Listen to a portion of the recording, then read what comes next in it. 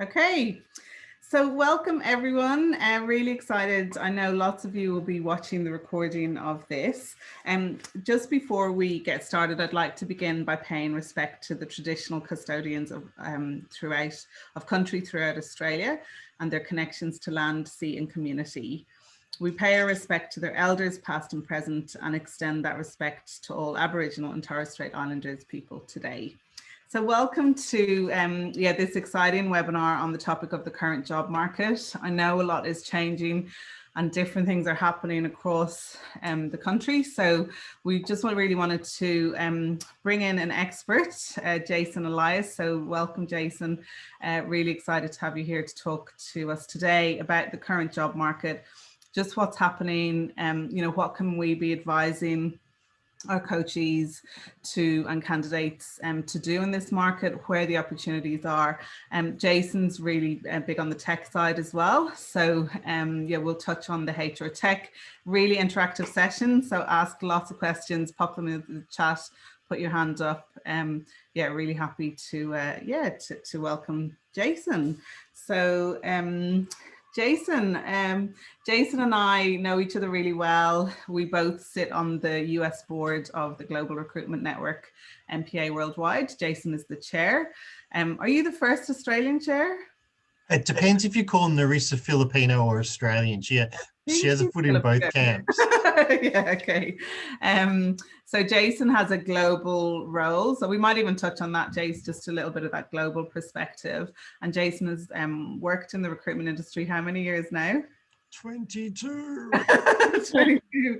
And has a very successful legal recruitment business. So Jason, I might just get you to tell us a little bit about you and your team and what you do as part of MPA as well. Sure. Thanks, Yvonne.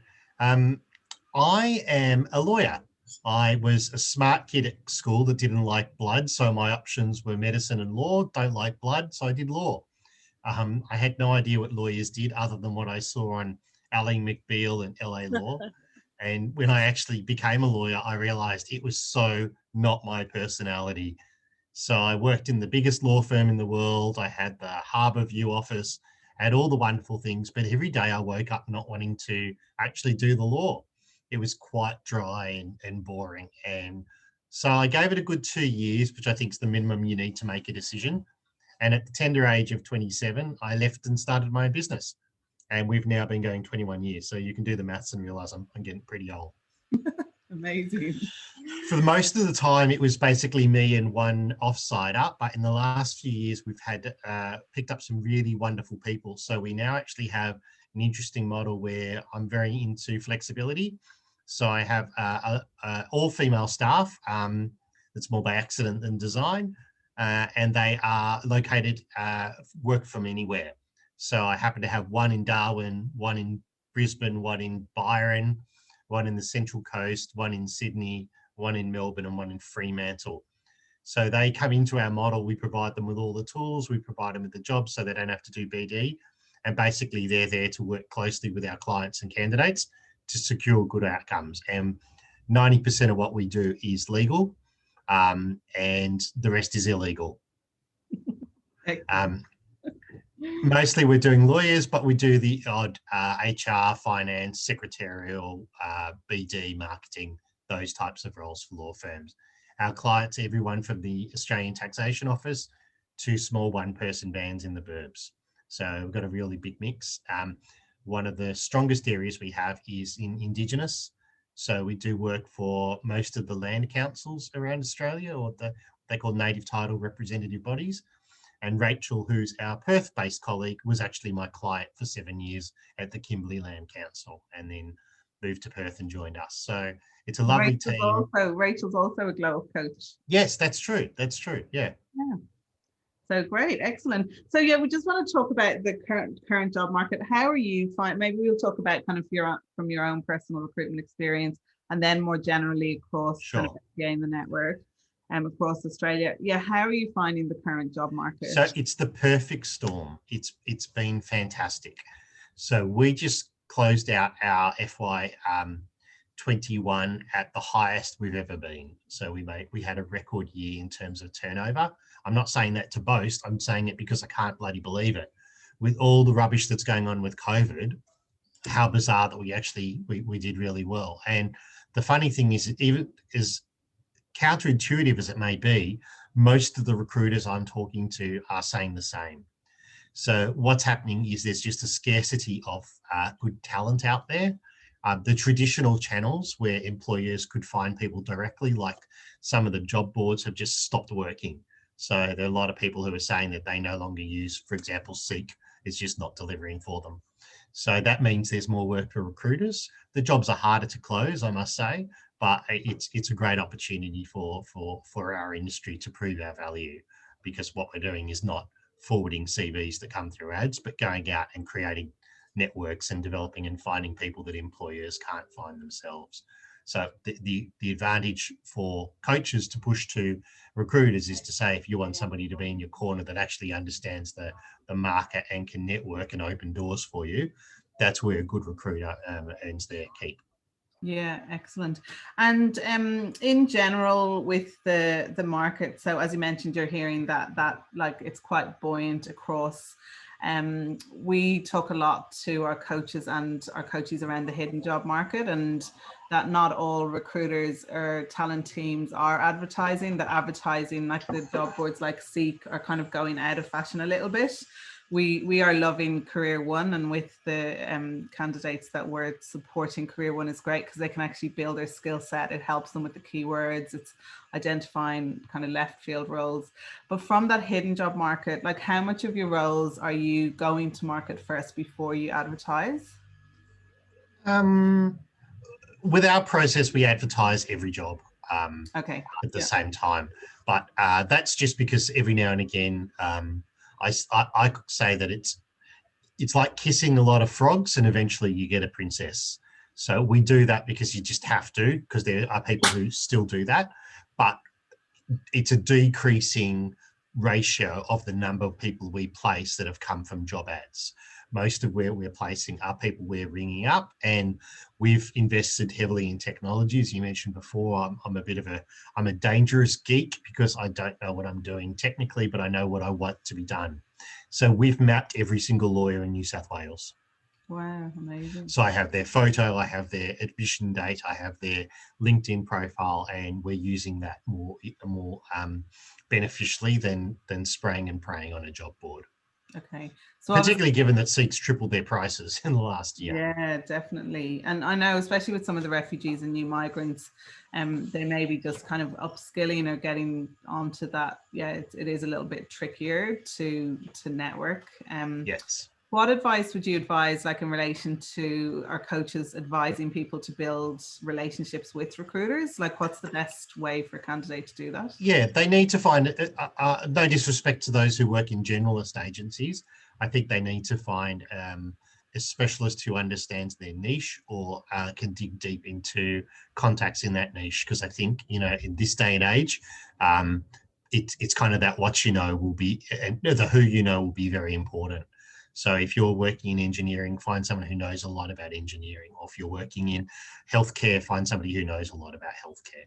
Yeah, absolutely. And we usually advise our coaches to have a look at who is advertising heavily or who's got a lot of jobs, like go to the recruiters job board and have a look at what kind of roles they've got on, and then reach out and start to build relationships. And are you guys open to having kind of unsolicited contact from a good candidate?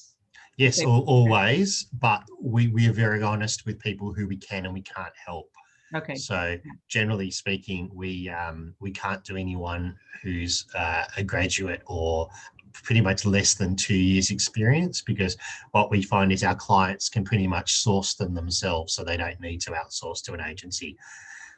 So we do spend a lot of time coaching candidates and graduates, and so much so that now it's just been easier that we organise like a quarterly webinar when anyone can come on and just ask questions, and then we all get it done in one go rather than me repeating the same dialogue 47 times a week. Yeah. I have to do that at home. I don't want to be doing that at work too. I know there's certain industries that you're hearing about that are having real shortages in finding candidates. Yes, well, obviously with no one coming in from overseas, it really limits it. So there's a real skill shortage. So I think a lot of those industries. So let me put it this way. If you're not in retail, fashion, hospitality, or tourism, you're probably really short of candidates at the moment.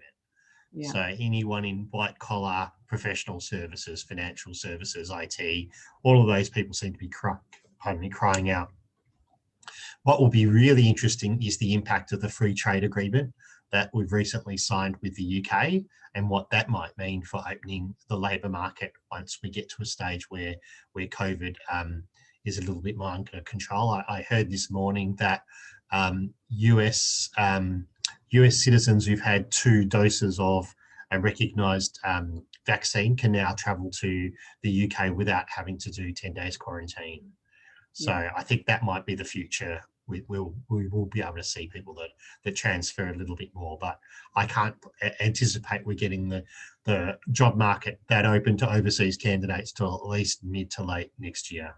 And Jason, are you also finding with the border closures and lockdowns that people are kind of reticent to move into state as well at the moment for a role? There's a little bit of that. I think broadly speaking, if there's a reticence to move anyway. Now I'm in legal, and Lisa, you might know this as well, but lawyers tend to be fairly risk averse at the best of times. So the idea of moving in a volatile market like now has meant that we've had a real shortage of candidates. So normally you'd anticipate a particular level of churn. Now people aren't really looking and tolerating a lot more. And to be honest, law firms aren't always the most functional environments. And sometimes, you know, being able to work from home gets rid of a lot of the issues that people might have provoked them to leave in the first place. Okay, so quite a bit longer. Yeah, so people are, and also because it's so hard to find people when somebody does get an offer, often they're getting counter-offered by their existing employer. Okay. And to all you coaches, please coach your people never to take counter-offers. I've never heard of it working out. In fact, if you can almost set your watch that anyone who's taken a counter-offer within 12 months will not be at that employer. Yeah, and there's a whole reasons behind it. Yeah, just asking questions, and I get that a lot around, you know, they get a counter offer and then they kind of get nervous and they decide to stay where they are, but it's actually questioning as to why they wanted to move in the first place, because often those issues don't go away and they stay. Also, they become marked. They've been considered disloyal and they never get treated the same way or given the same opportunities from then on. Okay. So the extra salary is a bit of a band-aid, but it never fixes the problem. Yeah. Okay. Getting a counter offer for your employer is like when you go to divorce somebody and then they propose. So in relation to moving on to say kind of technology, like how do you find technology is playing a part now in the recruitment process? So everything's a lot cheaper than the olden days. So you can go on websites like Upwork or Freelancer and get somebody either in Australia or even cheaper often overseas to build you things that you want. So I've now got this ability to map the entire legal market in New South Wales. I couldn't have done that 5 years ago. It would have been cost prohibitive.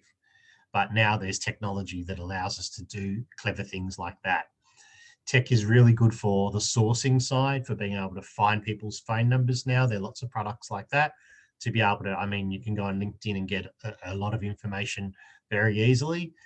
So being able to track people down. When I was a baby recruiter, people used to do things like ring up for the receptionist and go, oh, hi, Yvonne, I'm here from the florist down the road. I've got a delivery for somebody. Was it Jenny? No, we don't have a Jenny. We have a Michelle. And then you'd furiously write down everybody's name. So you got a list of people at the firm. Now, you don't have to be that cheeky anymore because you just type in the name of the law firm and Google will tell you who's there. Yeah, exactly. And I think like LinkedIn as well, like we're working with a lot of the candidates recently. If they find a role that they're interested in, jump on LinkedIn, they can kind of map out the whole team that they'd be joining and have a bit of a strategy as to how they pitch it, you know, how they present an interview.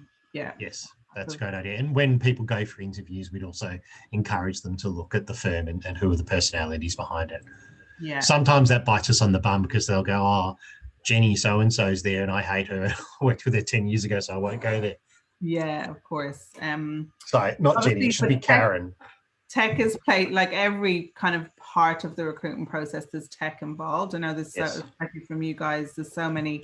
Like, do you know, I know you did an audit, you were saying you did an audit recently. Do you know how many different pieces of technology or apps that you use as part of? Yeah, there are probably about 6 main ones that we use.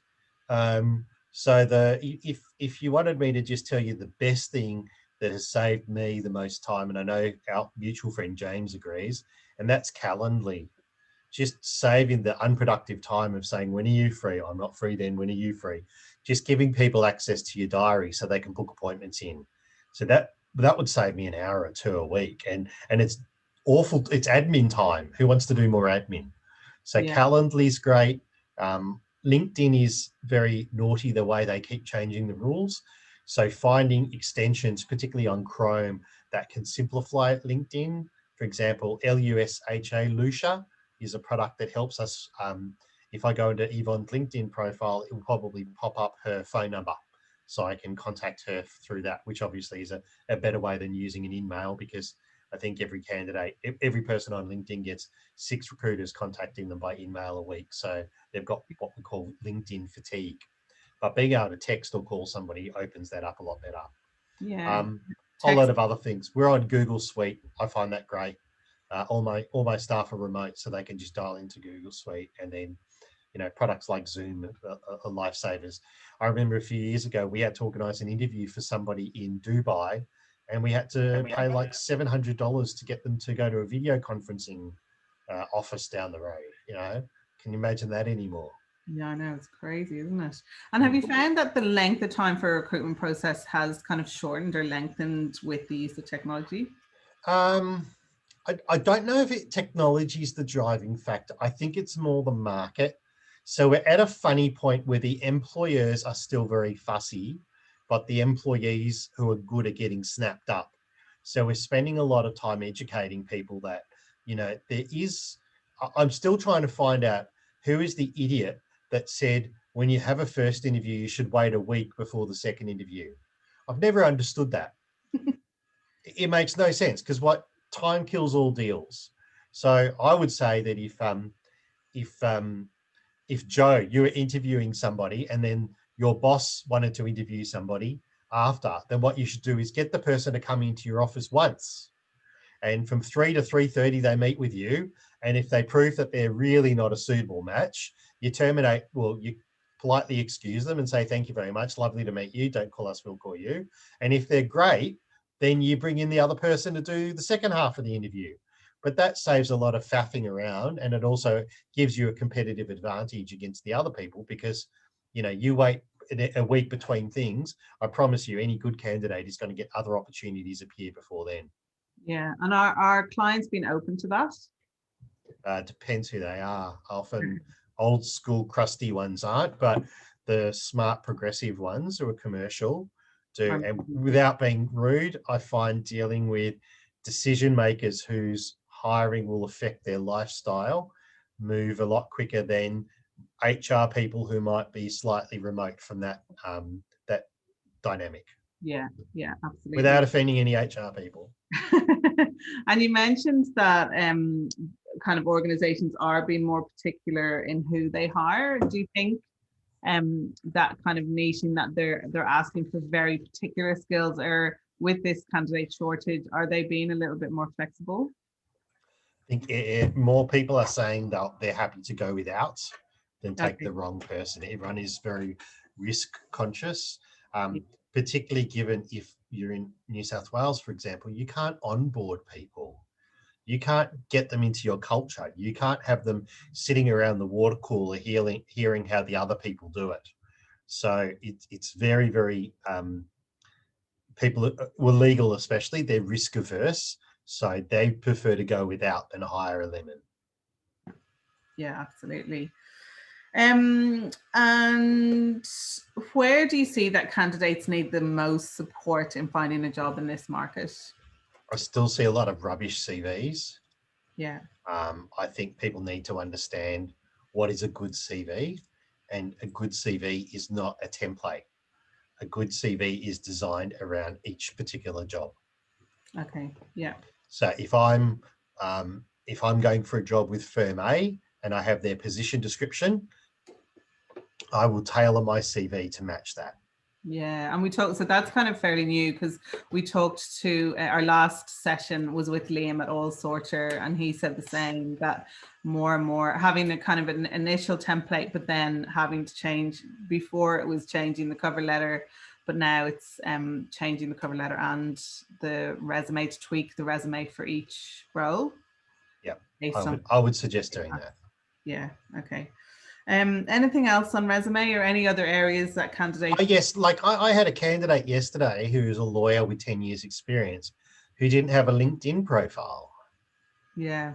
Now, I said to him, you know, you don't have to do a LinkedIn profile. I'm not forcing you to do a LinkedIn profile, but there are 4 other people interviewing for this job and you're putting yourself at a disadvantage to them. Yeah.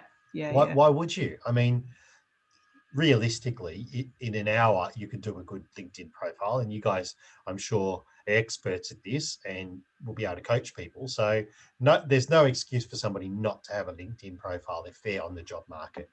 Yeah. Well, I've talked to a few people recently who've been hesitant to have a LinkedIn profile because of, they've said, oh, I'm not usually on social media and I don't really want my details being out there. Especially people that we're talking to in government. So we've had a bit of pushback recently, and I've just been saying that that's where recruiters are looking. So you're actually removing yourself from a big part of the job market if you're not on LinkedIn now. Yep, I could not agree with you more. Yeah. Okay. It's trying to do it one hand behind your back. Yeah, absolutely. Going back to the resume, Liam from All Sorts of last month said like he thinks that resumes will continue to be around, and there's been all this talk about resumes and not the future. What are your thoughts on that?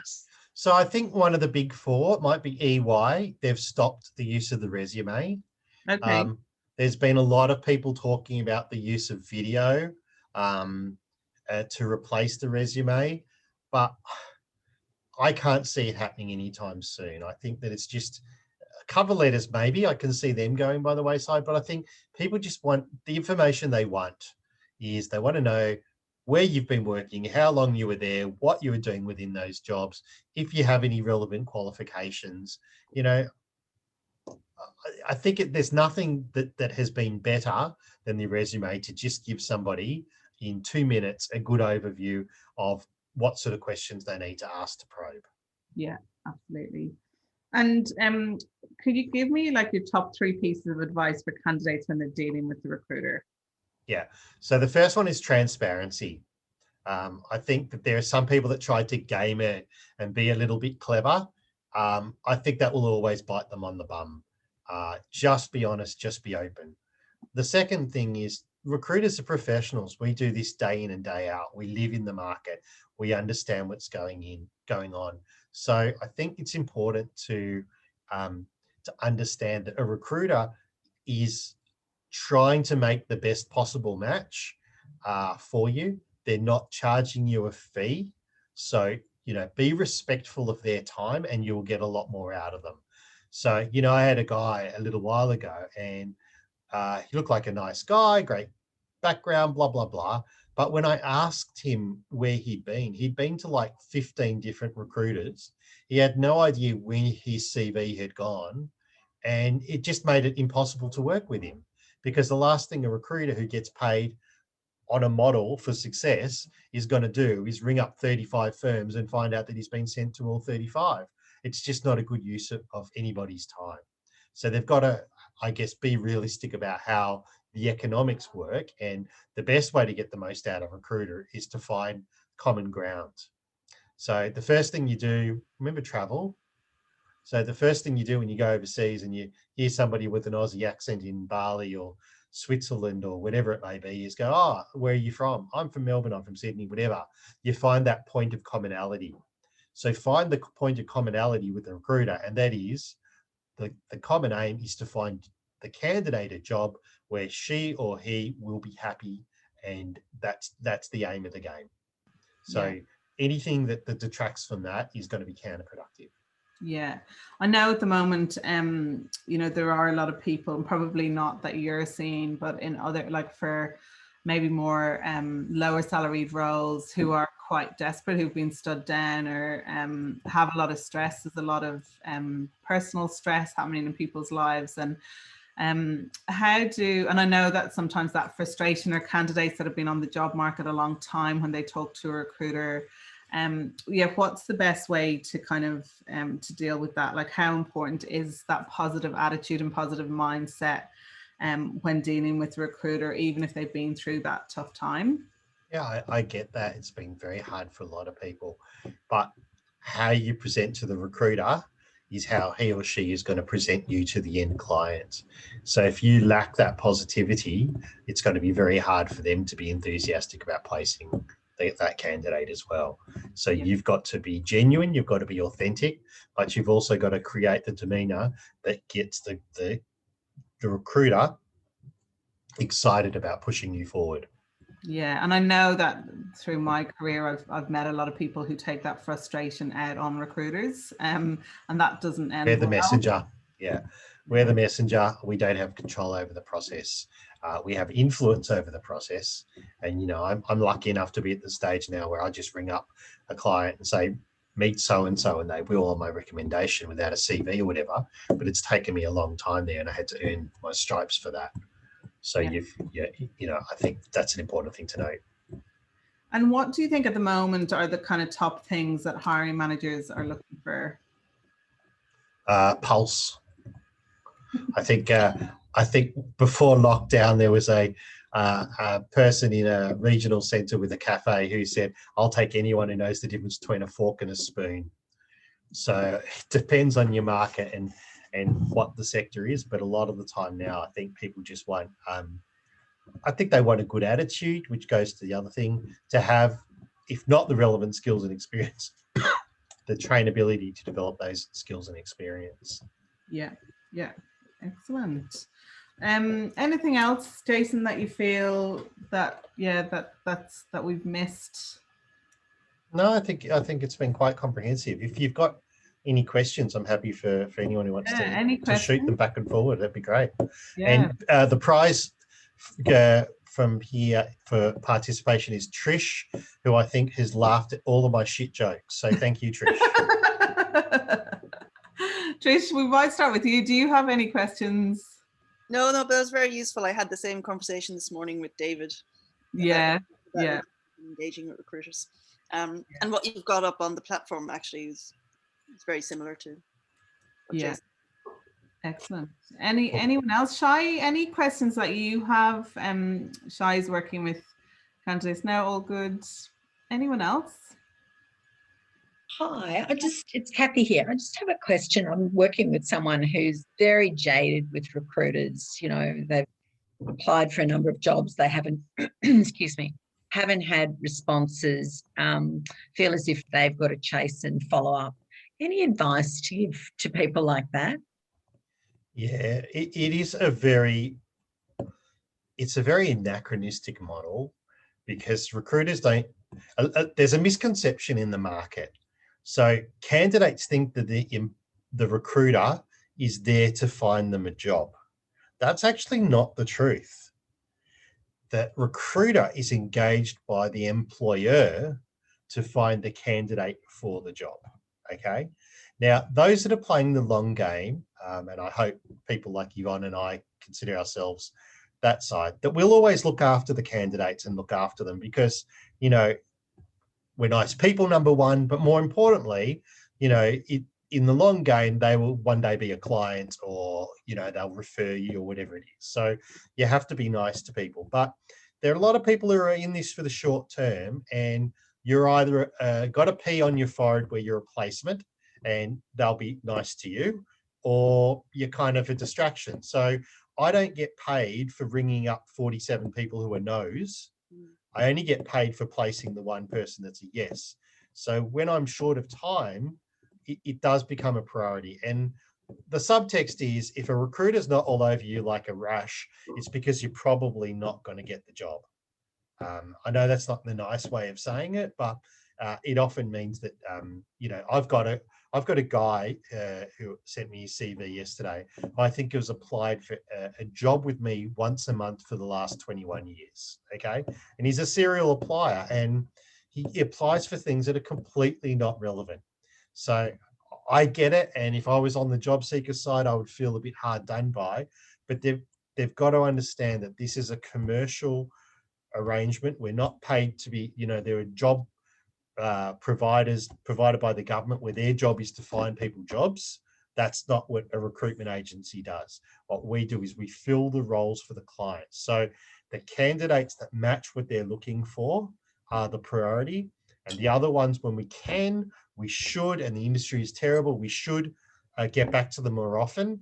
And we try to do it. But I know when a consultant's looking at their budget, getting back to people and saying, sorry, you didn't get the job, doesn't take as high a priority, particularly when we're all crazy busy like we are at the moment, than making a placement. And that's just the nature of the economics.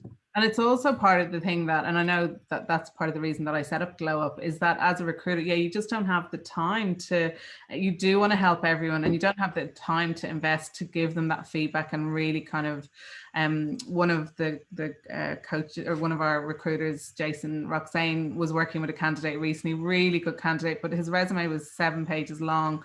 Just a lot of words. He's got great experience, but he wasn't able to really kind of communicate that. So she sent him to us, and yeah, we worked through his resume and got it to a really good place. And now he can go back to the recruiters with a more, kind of more impactful opportunity to be able to kind of communicate what he's done. I think there is that a lot of people, either they're just not reading or understanding the job ads well enough, understanding what the criteria are, and they just don't often listen. So as a recruiter, when you're saying this is what my client's looking for, they still will push and push and go, well, why can't I do it? I've done this, but that's not what this particular role is looking for. So often it is that frustration that candidates don't really understand or get it or respect that they may not be the best person for that role. And, I think through the coaching that we're doing is getting them to really understand which roles they've got a high chance of success. And it may not be the ideal role that they want, but it may be a stepping stone towards that. They may just not be at that level yet.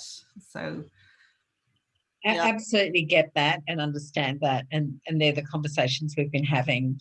I think there's a mixture of behaviour between recruiters at the moment, and it's just how you build those relationships with them.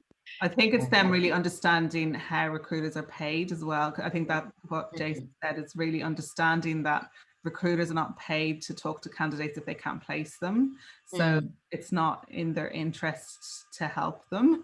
Although, as Jason said, recruiters that have been around a long time will do the right thing, but that's not part of kind of how they get remunerated. And there's also the concept of feedback, because in this litigation market, and particularly ideal in the legal market, people are a bit shy to say, oh, we didn't hire her because of this or that, or we didn't hire him because of this or that, because just it opens up for exposure. And the other thing is, it's not binary. Okay, so it's not, are you a good job, or are you good for this job, or you're not good for this job? It's, are you, out of the people that have come forward, the best for the job? So, you might be, I was speaking to somebody yesterday who's a fantastic candidate, but she's been now for 9 jobs and she's been the bridesmaid on every job.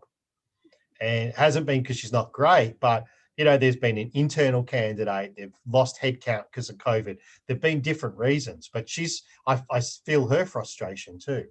But at the end of the day, and it's almost like being dumped when you're rejected for a job. Do you know what I mean? And you feel it's a personal insult. It's not. It's just saying it's an Olympic finals, and you might be a great swimmer, but there's only 1 gold medal, okay? And you didn't get it this time, but you might get it next time. And it's funny because everyone ends up getting jobs, right? So it must happen, but you just might not have it on this time. Yeah, that's really good. Jo, did you have a question? Yeah, I did actually. Thanks, Jason. It's been great to get. I love your candid nature of updating us. I think it's absolutely spot on. and the reality of what it is to work in recruitment with candidates. I'm involved in this UTS student mentoring program at the moment, and obviously that's dealing with undergrads. And I absolutely took your point, and I agree with it around, you know, it's not the market for your typical recruitment agent to deal with.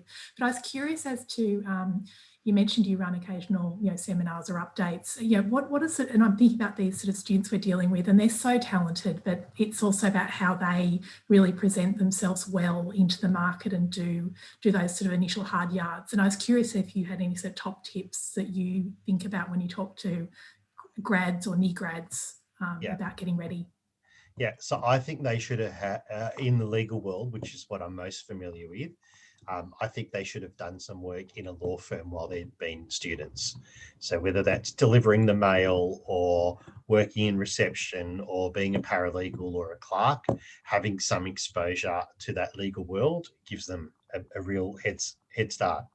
Yeah, and that's for any industry, Jason, really, because Joe, the girl that I'm coaching from UTS is in first year of her degree, and she's looking for kind of casual work in like Aldi or Woolies, like some, just to get some money coming in. But then we're talking about her doing volunteering because she's studying communications in kind of social media. And so and she was saying, oh, should I be starting in first year with that, getting that level of experience? And absolutely, like, I think any experience that you can get in your resume that's relevant to the industry you want to go into early on is going to put you ahead of the competition, because a lot of students come out of uni and they don't have any relevant experience in their field. All of their experience has been that casual work. They're not doing anything to keep in mind the roles that they could do afterwards. So yeah, I think absolutely building on their resume. If I may, Yvonne, once again, it's not binary.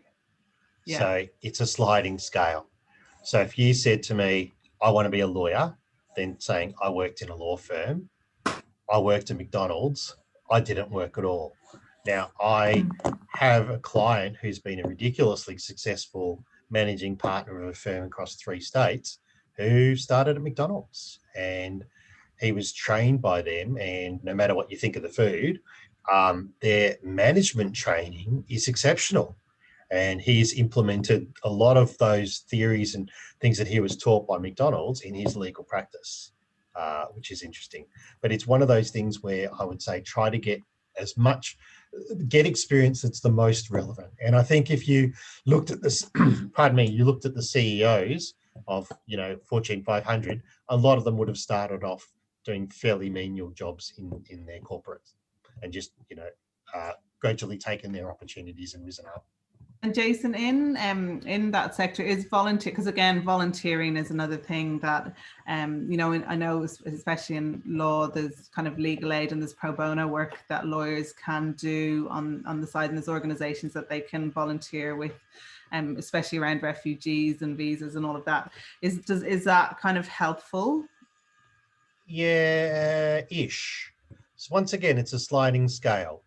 So if you want to be a corporate lawyer, and you've done work in a corporate law firm, or you've done work with refugees, even though as a human being, the altruistic thing with the refugees would probably be a greater contribution to society.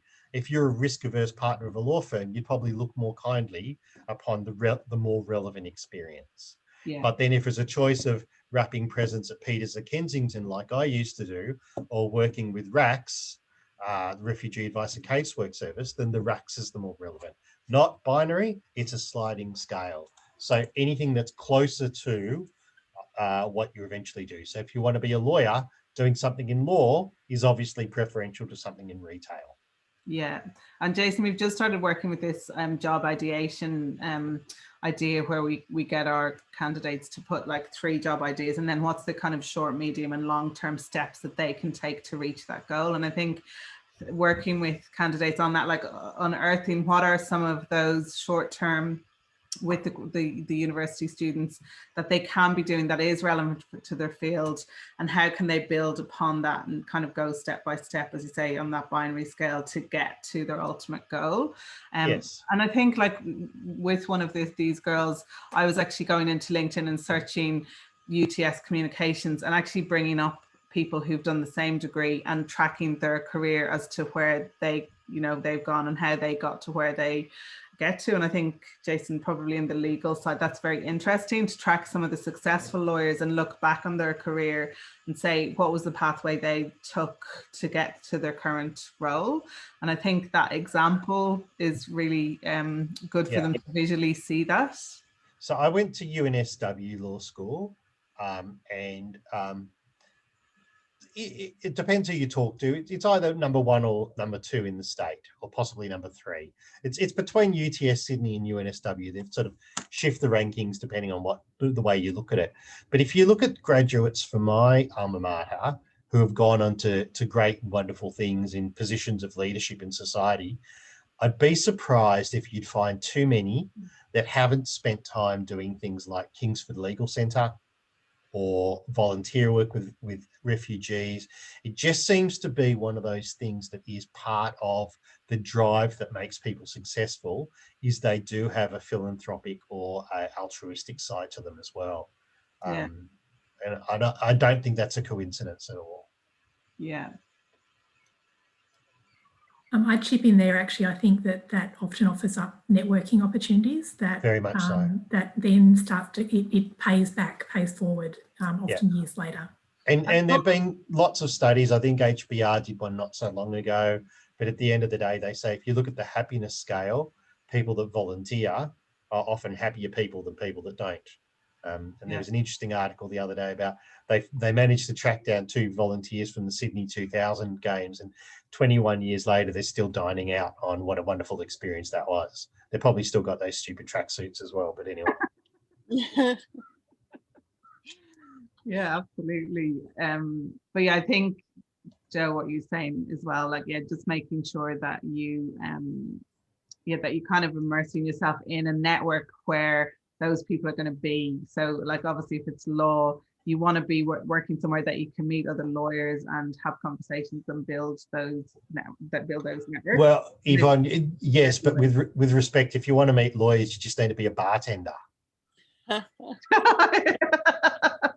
Exactly. Now, Carla's got a question. Said, do recruiters value international experiences and qualifications, or is it hard to get in the market if you don't have Australian work experience and qualifications? It really depends what it is. So one of my staff members is from Montenegro, and she came here on a visa because her husband is a, what would you call it, like a wunderkind in software development, and he's been picked up by Atlassian. So they sponsored them, they flew them over. So your ability to talk in JavaScript or C++ or whatever it may be is fairly universal. So something like that, I think international experience is invaluable. So specialist skills, is that what you're getting at? Yeah, but transferable skills. So, I think things like doctors, like your kidneys are the same in Bangalore or Dublin or Sydney. Kidneys don't change all that much. So being able to move transferable, whereas something like the law, it changes from Queensland to the ACT to New South Wales. So that's a struggle. So the new free trade agreement will open that up a little bit. But until now, people with, for example, English or Welsh qualifications would probably have to go back to uni and do 3 or 4 subjects to become a lawyer in Australia. So that's not transferable. But IT is, or project management, or a whole lot of things that aren't jurisdictionally specific are very transferable. I would be kidding if I didn't still think there is an undercurrent of racism here in this country. And I know people have anglicised their names and sent the same CV and got interviews when they've got the fake Anglo name and not their original name. I teach lawyers who want an unrestricted practicing certificate. I had one of the participants with obviously a fairly ethnic surname being asked by a publisher if she could change it to like Jenny Smith because she'd get more readers. So there's a lot of that stuff happening. I even had one client who I sacked after this tell me he didn't want to interview a candidate because they've already got one ethnic in their office. So don't kid yourself. There are still, you just have to look at these rallies on the weekend. There are still some nut jobs out there, and there are some people that don't understand the value that somebody overseas can particularly bring.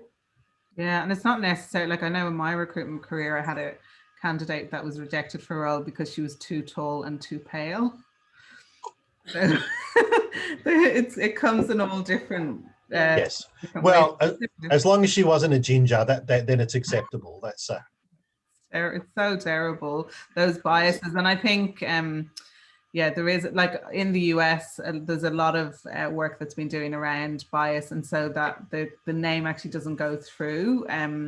It's more about the experience levels, and especially around with what happened with Black Lives Matter in yes. the US. But interestingly, Yvonne, Amazon spent a truckload doing a AI product that would sift through CVs to speed up their recruitment process.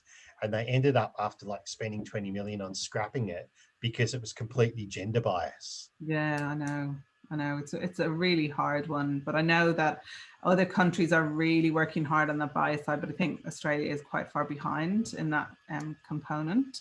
So I think on gender equity in the legal industry, females just knocked over to be the majority last week, which is a lovely milestone. But sadly, if you look at the hierarchies and you look at the photos of partners of law firm, there's still a lot of crusty old white guys as the majority, and that will take at least one generation to hopefully make it more reflective of what society is at large. Yeah, absolutely. And I think that anything that we can do at Glow Up, and that's a real big part of our passion, is changing those biases within organizations, and you're giving kind of corporates an opportunity to interact with people from overseas or from different backgrounds. And absolutely. And the life skills that they have and the resilience.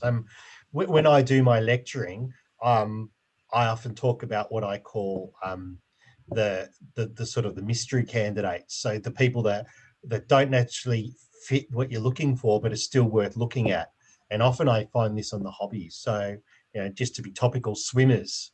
So if I know that somebody's been a swimmer to a competitive level, that tells me that they're hardworking, they're not lazy. They get up at 5 a.m. to swim up and down a black dot. That tells me a lot about their work ethic, their resilience, and that gives me a good formation of their character. And whether it's swimming or debating or chess or whatever the skill is, if somebody's succeeded in one area of life, it does give you a good feel.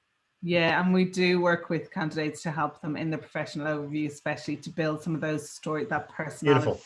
And stories into, and for that reason to say, we had one guy who ran, I think, 8 or 10 marathons in a year, and then he was able to say how those skills transferred to his work capability in relation to that drive and determination. And I bet he gets through his to-do list every day. Yeah, absolutely. And when I worked with him, he wanted to move to Singapore, and within the space of, I think it was 8 weeks, his wife had got a job in Singapore. He had 5 interviews. He literally put his mind to it, wrote down a list of his network, and he got just achieved it, and he's living over there now. And that was literally just a conversation. What is it that you'd really love to do? I'd love to live in Singapore. So yeah, I think if you put your mind and you've got that drive and determination. And we've got one of my 3 children are like that. Oh, really? So Carla's asking as well, that going back to the bias, she said, do you think that strategies like no names on resumes could be a good thing, and is the market ready for it? In other jurisdictions, it's very common, particularly it works well, doesn't it, in the US? In the US, they do it a lot. In the UK, they're doing it more. Yeah, I think, I'm not sure. I don't know an easy answer to that. I think it will be a slow transition. But, I don't think the market here is ready for it yet. No, I don't. And I think that it's one of those things where if there is a bias in the process, whether it happens at stage 1 or stage 5, it's still going to happen. So I don't know whether that really alleviates. What we really need to do is not look at the symptoms, but the root cause, and get rid of any bias based on any of the factors that are discriminatory. Yeah, absolutely. Okay, we've probably got time for one more question. That hour has gone so quickly. So thank Jason. There's lots of comments. Great session.